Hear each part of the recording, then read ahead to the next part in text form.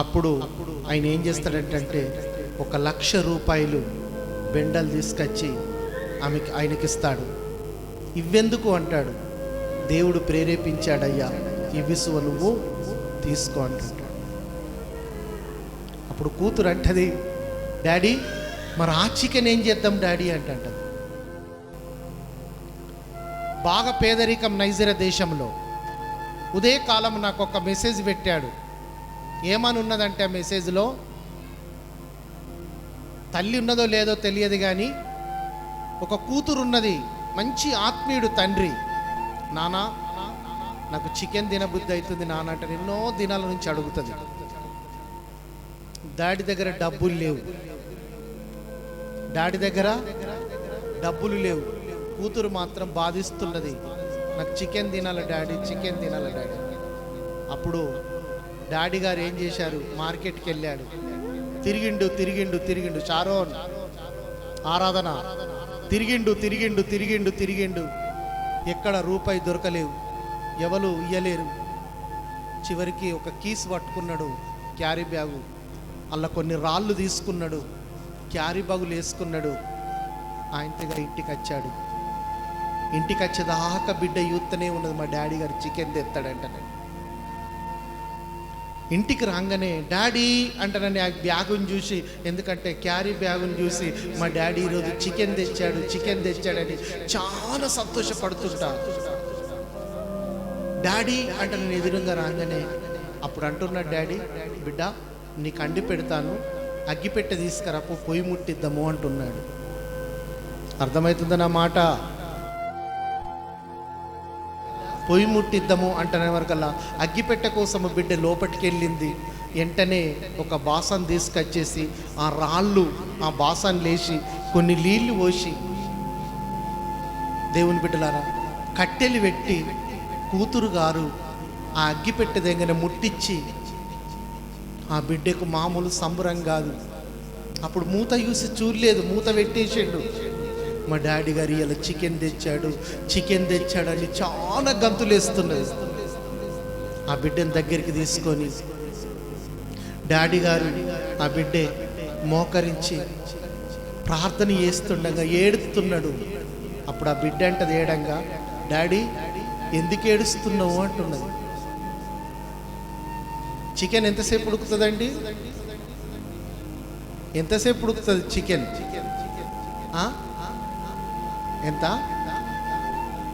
అర్ధగంట అయితే ఎంతసేపు ఉడుకుతుంది డాడీ అన్న బిడ్డ అడుగుతుంది. నేను ఎక్కడికించి తేవాలా?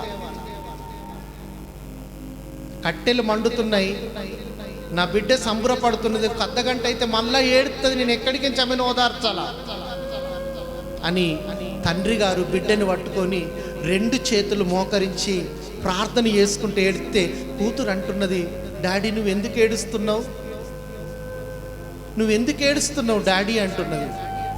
ఏం చెప్పాలా బిడ్డ అంటున్నాను. అట్లనే ఏడుచుకుంటూ ప్రార్థన చేసినప్పుడు దేవుని బిడ్డలారా ఒక కారు వచ్చేసిందండి. ఒక కారు వచ్చేసింది. కారు రాగానే అప్పుడు ఆ కారు ఎక్కించి ఒక మనిషి వచ్చి ఆయన అంటాడు, అయ్యా ఎందుకో ఏమో నాకు తెలియదు కానీ దేవుడు నీ దగ్గరికి పంపించాడయ్యా,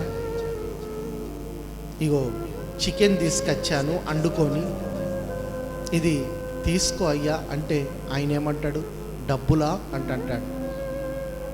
ఏమంటాడు, డబ్బులు గిట్ల ఇయ్యాల నీకు అంటాడు. నా దగ్గర లేవు కదా అంటే, పైసలు వద్దయ్యా ఫ్రీగానే తీసుకో అంటానని ఆ చికెన్ ఇచ్చే వరకల్లా, బాక్స్ ఇప్పి చూసే వరకల్లా మంచి ముక్కలు, ఫ్రై చేసిన ముక్కలు ఇప్పి చూసే వరకల్లా మంచిగా బాక్సులో ఉంటాయి. అప్పుడు ఆయన ఏం చేస్తాడంటే 1,00,000 రూపాయలు బెండలు తీసుకొచ్చి ఆయనకి ఇస్తాడు. ఇవ్వెందుకు అంటాడు, దేవుడు ప్రేరేపించాడయ్యా, ఇవిసువ నువ్వు తీసుకో అంటాడు. అప్పుడు కూతురు అంటది, డాడీ మరి ఆ చికెన్ ఏం చేద్దాం డాడీ అంట. అర్థమవుతుందా నా మాట? హల్లెలూయా. ఆ చికెన్ ఏం చేద్దాం డాడీ? అది చికెన్ కాదు బిడ్డ, అందులో రాళ్ళు పెట్టాడు. నిజంగా ఆ చికెన్ బాక్స్ అక్కడ పెట్టేసి డబ్బులు ఇక్కడ పెట్టేసి, ఆనాడు హిజ్కియాని నేను చూడలేను కానీ వాక్యము దేవుడు ఇస్తుండగా నిజంగా ఆయనలో, ఆ నైజీరా వ్యక్తిలో నేను ఒక హిజ్కియాని చూశానండి. దేవునికి మహిమ కలుగును గాక. హల్లెలూయా. నిజంగా ఆ ఆనందముతోటి, సంతోషముతోటి మోకరించి, నా తల్లి నా తండ్రి ఎవరు ఈ ఎడారిలో నాకు అన్నం పెట్టేవారు లేరు, కానీ నా కూతురు ఏడుస్తున్నది నాకు చికెన్ కావాలని. నా కూతురుని ఒక 15 నిమిషాలన్నా ఓదార్చేందుకు ఆ పొయ్యి మీద రాళ్ళు పెట్టాను, మూత పెట్టాను, ఉడుకుతున్నది. కానీ ఇంకొక 15 నిమిషాలు అయితే ఏడుస్తుంది. నేను ఎట్లా ఓదార్చాలని ఏడిస్తే, ప్రభువా నా ఏడుపును నువ్వు విన్నావా, నా ప్రార్థన నువ్వు విన్నావా. దేవునికి మహిమ కలుగును గాక. దేవుని బిడ్డలారా, ప్రార్థనలో అంత శక్తి ఉంటుందండి.